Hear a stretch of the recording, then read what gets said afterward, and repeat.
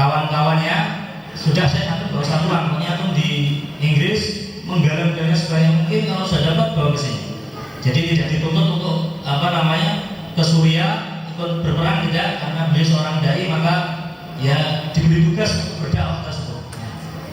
Nah, ketika kami audiensi di dalam sebuah hotel bersama saya tadi, beliau mengatakan bahwa hari ini kebanyakan kaum muslimin ini sudah melupakan sejarah Islam, sejarah negeri Syam, ya. Ya tadi seperti kata Ustaz Mami tadi, kalau dulu kita ketika kecil sering membaca sejarah, ya ada negeri Syam, sekarang mungkin banyak yang tidak tahu Syam itu mana, ya. Bahkan orang Arab juga tidak paham, banyak orang Arab yang tidak paham akan fadilah atau kedudukan negeri Syam itu sendiri. Sehingga beliau mengatakan bahwa ada dua orang pemuda, ya, yang berteman sebagaimana pemuda lainnya itu, ya, ngopi bareng, ya, jalan-jalan bareng. Yang satu itu orang Yahudi, yang satu orang Arab. Tapi dari cerita yang saya dengar itu mungkin Arabnya orang mati benar.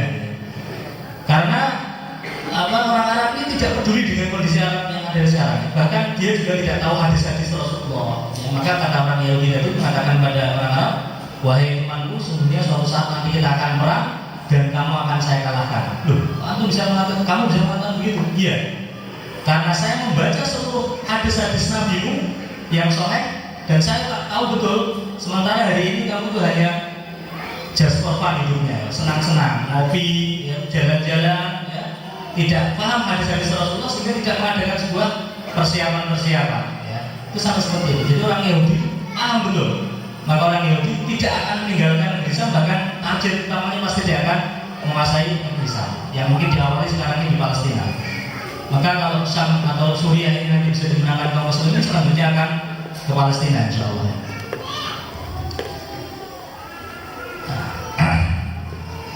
Setidaknya ada 8 kedudukan strategis Baitul Maqdis atau negeri Syam, ya.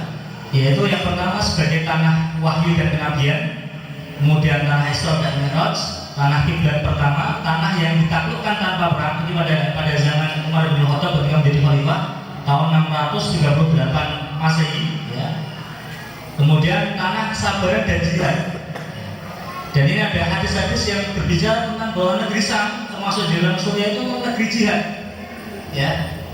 Jadi satu sisi yang terjadi sekarang ini memang jelas memilukan, di mana kaum muslimin dibantai, ya, dibantai oleh pemerintah yang mungkin secara kekuatan tidak seimbang. Bahkan yang terakhir 3 hari sebelum kami pulang di tempat namanya Butoh dekat Damaskus. Dan Butoh ini kalau dalam hadis Rasulullah SAW nanti akan menjadi benteng umat Islam saat terjadinya Malhamah Kubro. Apa itu Malhamah Kubro? Perang dahsyat di akhir zaman.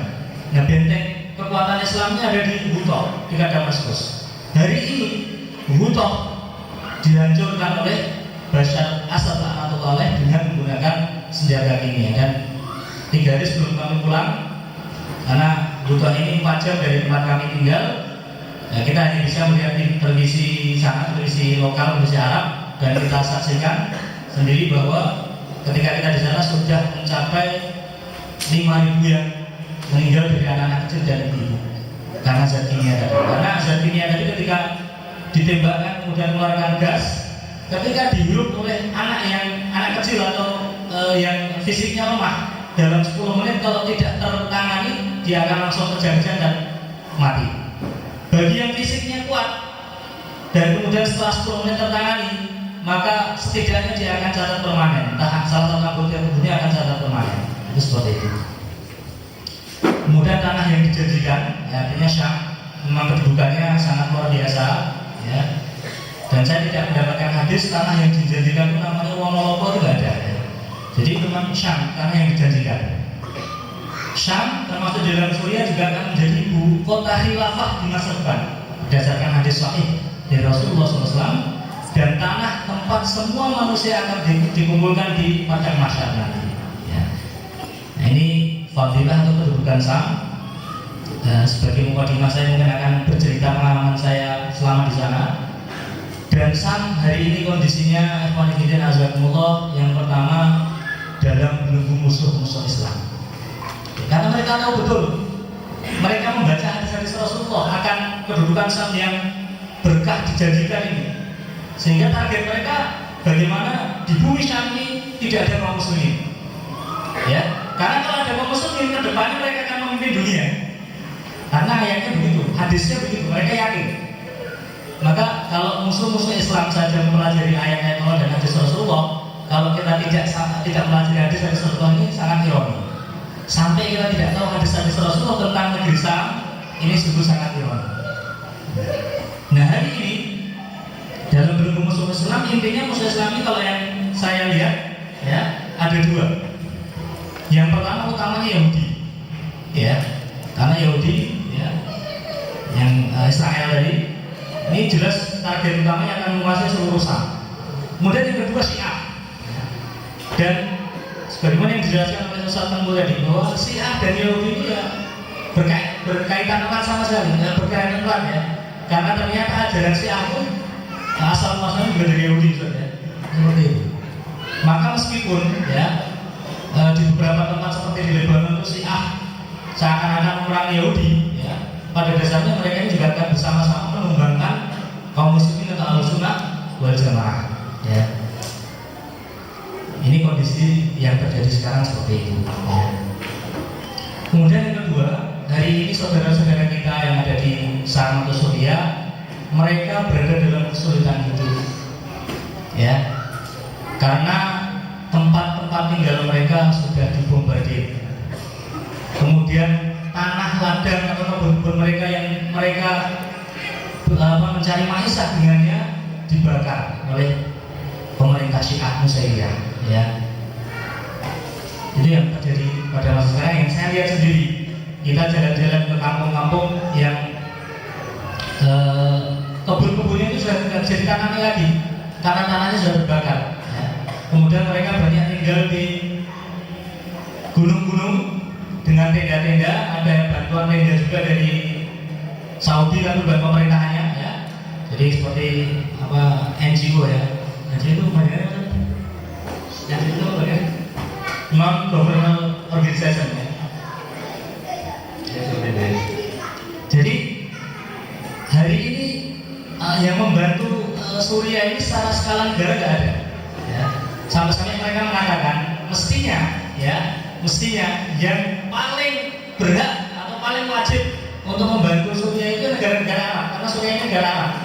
Ada 20 lebih negara Arab, tapi secara negara tidak ada yang bantu. Banyak memang mereka yang datang ya dari Libya, dari Mesir, dari berbagai negara, tapi atas nama pribadi-pribadi. Maka mereka sering mengatakan ya, di dunia ini yang punya perhatian kepada kita, atau negara yang punya perhatian kepada kita, ini kata diantaranya Dr. Romi, seorang pimpinan di Maswa atau Rumah Sakit Salman, itu mengatakan bahwa yang punya perhatian kepada kami adalah dua negara saja. Yang pertama negara Turki, karena memang Erdogan, pimpinan di sana itu sangat membantu perjuangan kaum muslimin di Suriah, ya, memberikan beberapa tempat tinggal untuk tenda-tenda pengungsian. Kemudian kedua Indonesia, karena sama organisator kita dan juga HASI, kita kalau kesana menamakan atau mengatasnamakan kita dari Indonesia, negara Indonesia. Maka ada apa namanya ini video sebenarnya, tapi saya buka tadi nggak bisa ya. Anak-anak sana itu kemarin menciptakan kayak lagu-lagu Indonesia, tapi bahasanya Amiah, saya hanya tahunya Indonesia saja.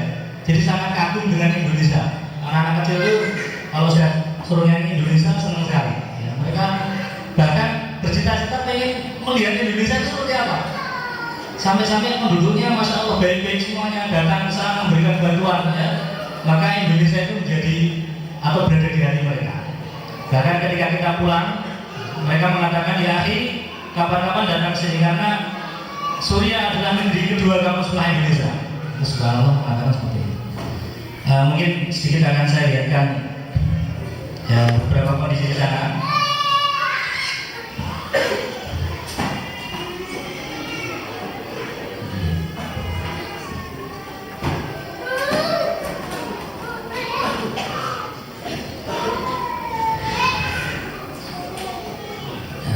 Di Suriah seperti ini ya, jadi bangunan-bangunan sekitarnya ada ladang-ladang karena kebanyakan mereka bercocok tanam yang hari ini banyak sekali ini yang masih baik-baik, tapi lainnya banyak yang hancur.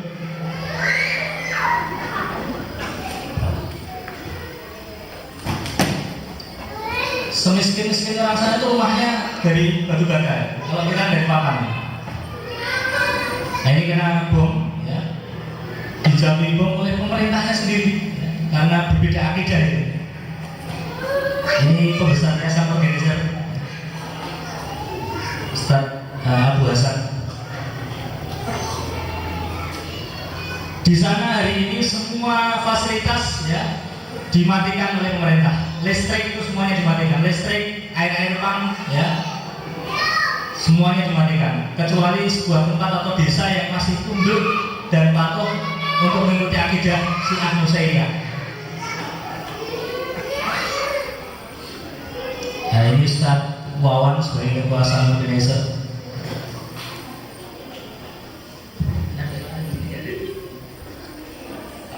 Mas Panitia, ini ada sesuatu.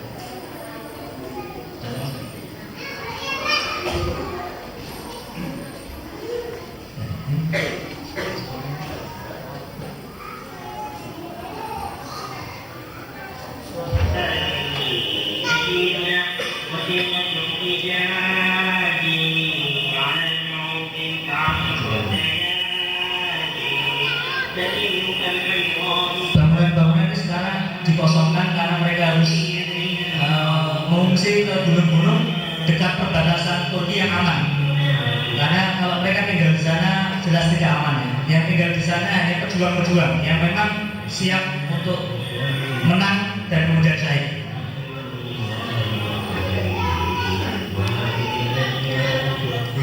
Ini ledakan-ledakan yang terjadi karena adanya, kalau dulu di masa Ustaz Tony namanya Birmil, sekarang namanya Khozan, kan, ya.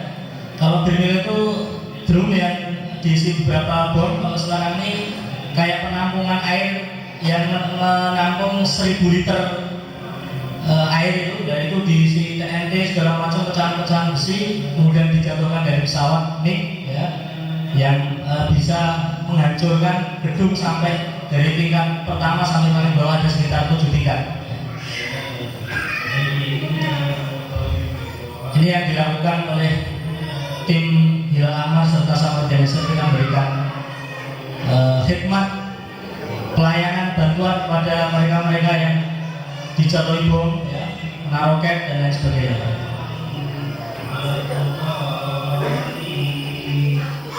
Bismillahirrahmanirrahim. Bara'atun minallahi wa rasulihi ilal ladzina 'ahadtum minal musyrikin.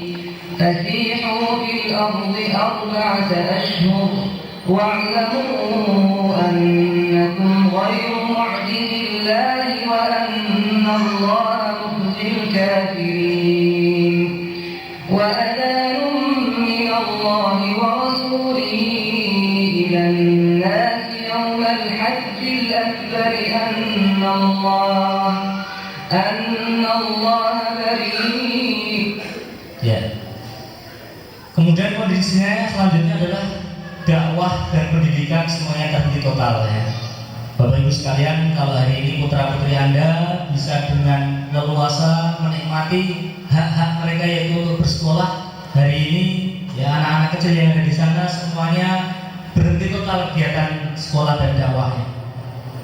Kita bisa lihat anak-anak kecil hanya ya main-main saja karena sudah tidak ada sekolah. Nah, salah satu kepercayaan mereka, ya, kepada kita, karena kita sudah hikmat dari tim 1 sampai 8, kemudian sebagaimana tadi disampaikan Ustaz Tony, sekarang ada proyek, ya, membuat